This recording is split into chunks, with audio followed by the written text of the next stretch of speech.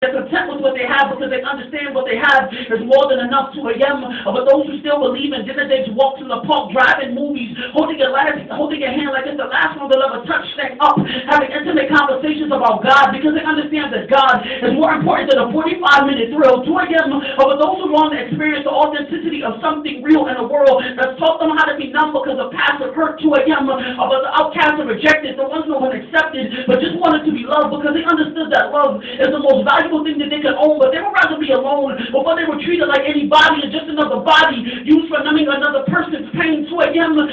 2 a.m. For the outcast and rejected, the ones that weren't expected, the ones that weren't accepted, but just wanted to be loved because they understood that love is the most valuable thing that they could own, but they would rather be alone before they were treated like anybody and just another body used for numbing another person's pain. 2 a.m. But those who hold it together so well in public but crap behind closed doors because no one is watching. They don't have to force a smile that's not there, and their every prayer is, God, I just want somebody that loves me and tell me that makes sense, even when it feels like I don't. Someone that won't walk out of me, someone that won't walk out of me and understand, although I'm not perfect, I make the perfect ending to an already good story where we end up happily ever after, because after all, don't we all want someone to call our own? Because who wants to go through life alone, wondering why they're not good enough? 2 a.m. Or those who never felt good enough, so they stay up half the night praying, waiting on a response from God. 2 a.m.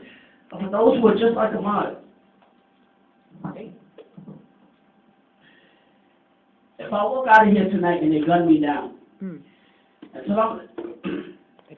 walk out of here tonight and they gun me down, leaving me to drown in a pool of my own blood until I'm nothing more than a shivering carcass, tell them I saw this before it happened. So I wasn't surprised when they showed up in their uniforms with their weapons drawn, accusing me of something I didn't do, or when I didn't move it wasn't because I was scared. That common sense, but ever since I saw so many black bodies being treated like sacrifices, I wondered what the price is for a black man's life in America, the home of the free, the home of the brave. But how brave are they when they only shoot when your back is turned? Tell them I turned every stage into a pulpit in these 16s to sermons, and every time I spit, it was like a homicide. Tell them these black homicides got to stop. Tell them I was fighting like Nas, but was a rebel like Tupac, and them 2 shots wasn't enough to drop me, so they settled for 5, and after 5, I still stood tall like nothing ever happened. Tell them what happens when determination meets faith, when faith meets hustle, what I lacked in muscle, I made up for in heart. Tell them I have a heart of a rioter in Baltimore, and the more they tried to keep me quiet, the louder I got. Tell them I got tired of being a follower, so I learned how to lead, how to be comfortable in my own skin. Tell them I wore this melanin like a badge of honor in a world that didn't honor my presence as if they were in the presence of a king. Tell them I was a king. And that's why I left off out with that one. And one of the last things I written was, you say you don't want to be that girl. That girl that everybody knows about but doesn't respect. That girl that cries herself to sleep because she's filled with regret. That girl that's told she's not good enough after every orgasm. That girl that's treated like a pair of Jordans. Every guy has them. Or had them. Either way you end up a has-been. And nobody remembers a has-been. Because when you stuck up with has-been, you always end up in the past tense. Surrounded by failure and regret. Learning to live with things that you just can't accept. Because you find it hard to believe that you gave yourself to a man that catered to your body and not your emotions, and on the next that you wanted to be held. You confuse intimacy with your legs being open when all you wanted was to be open, but without laying on your back, because every time you lay on your back, you're brought back to the things you thought you would never have to face, because the truth hurts and the past is something you can't erase, so then you try to hide behind smiles that are see-through, praying I don't see you. Like my reflection in the mirror when I pass. Because your past has become your present and you're presently confused. You feel like every man is out to hurt you and fill your head with lies like getting you tired of hearing the same things because they lost their value. But understand our value. You enough to admit that I'm not perfect.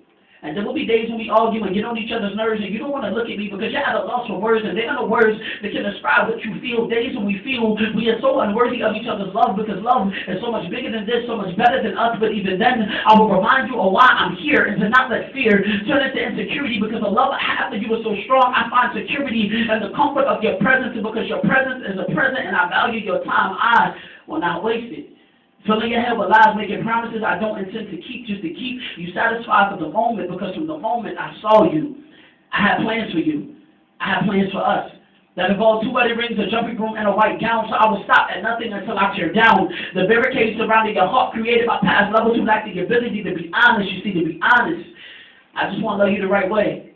Make every day special and every moment breathtaking, so I don't mind taking my time to prove to you that I'm not him. Or the guy before that, and that the love I have for you goes deeper than any emotion that can ever roll off of my lips. So while nothing in life is certain, I can promise you this. I was for you with loyalty and consistency, and consistently make you laugh for no reason, because on the days when I'm at my worst, you give me something to believe in. Although I don't believe in much, I believe in us enough to admit that I am nothing without you, because you make me strong and mean more to me than I could ever write in any poem or any verse. So for what it's worth, I'm willing to fight for you. I'm willing to fight for us.